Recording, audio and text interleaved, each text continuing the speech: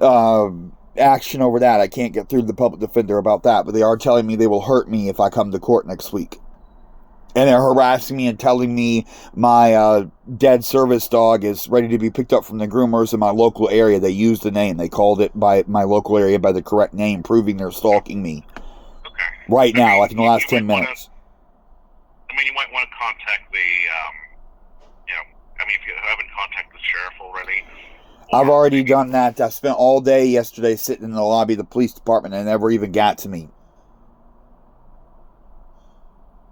Okay. Yeah. And have you tried the district attorney's office as well? Or?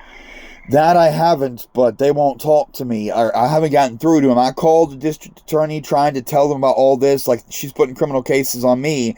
And I'm like, look, I'm the victim. They're the perps. And they won't even talk to me because I'm in competency court.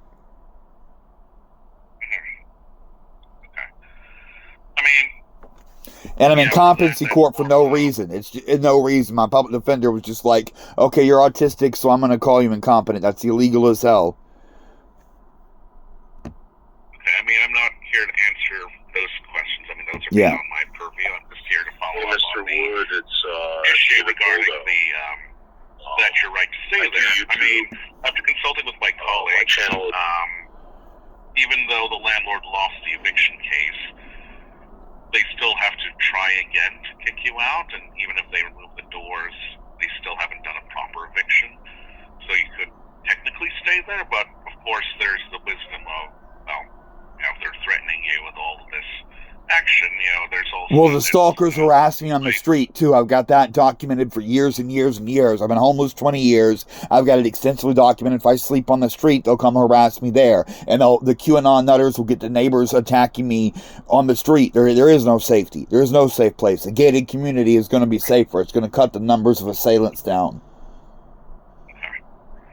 Well, I'm just, answering a question. You could technically stay there, but my colleague reminded me that, paper isn't bulletproof, so, there's also the wisdom of, continuing to stay there for your own safety as well. Well, also, if any lawsuit kicks off, the more damages I suffer, for my safety, but like I said, I don't have a better option. I'm compelled to come to town for court next week, the 13th, and I'm going to be there, too. I have a very intention of being there. So, you know what? If someone's in my room when I get there, I'm going to crack their skull open. You could call the sheriff as well, but they've been notified. Until someone's in my house, that's a home invasion. If I come home and there's an intruder in my house, that's a home invasion.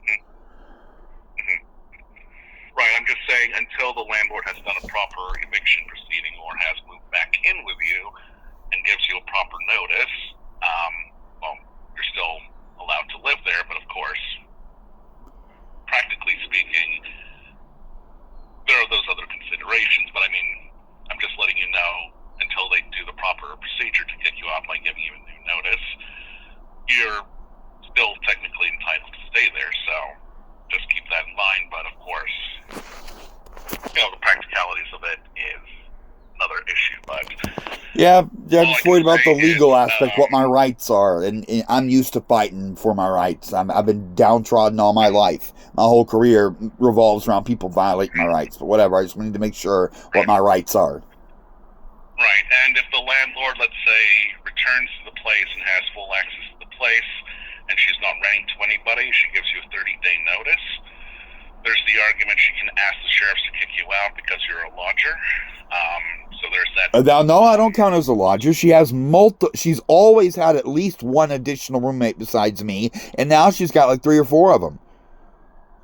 Okay, I'm just saying if you're the only person there. I'm not. I haven't been. When I first came, there was John, Ramona, and me, and then it was Mario, Ramona, and me, and now it's Mario, Ramona, her 2 other Mexican laborers, and me. There are 5 of us there, 4 of which are renters. Okay.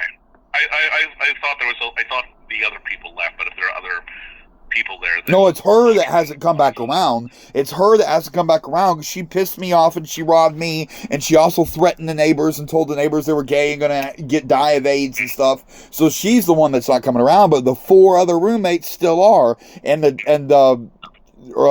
I'm one of the 4, but the 2 new Latino laborers are the dangerous one, or I guess Mario's dangerous too. I guess they all are, but whatever. But they're all there. And they're the problems. It's the additional people. It's not her that's the problem. It's the Latino laborers she hired. Those are the ones that are the problem. Right. But I mean, the main point is she needs to give you a new notice and start over. Yeah. And you're still entitled to live there. Yeah. Okay. So I'll be back next week. I'll be rolling in on the 12th. Court's on the 13th. But stay safe, though. If anything else comes up, you can give us a call, but stay safe. Yeah. Right? The streets aren't safer. And if I know what I'm getting into, I can handle. They're all little tweaker bitches. They're skinny, scrawny. I can fuck them up. And there's only 3. So better than the streets.